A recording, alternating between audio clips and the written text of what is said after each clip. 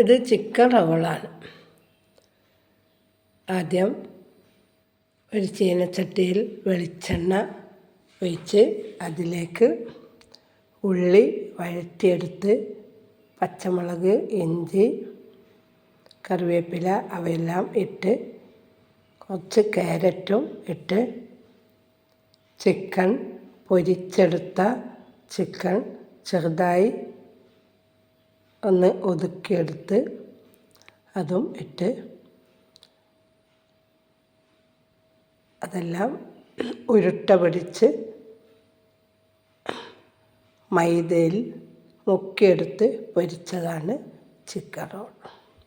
എല്ലാവർക്കും ഇഷ്ടപ്പെട്ടെങ്കിൽ ലൈക്ക് അടിക്കുക, സബ്സ്ക്രൈബ് ചെയ്യുക.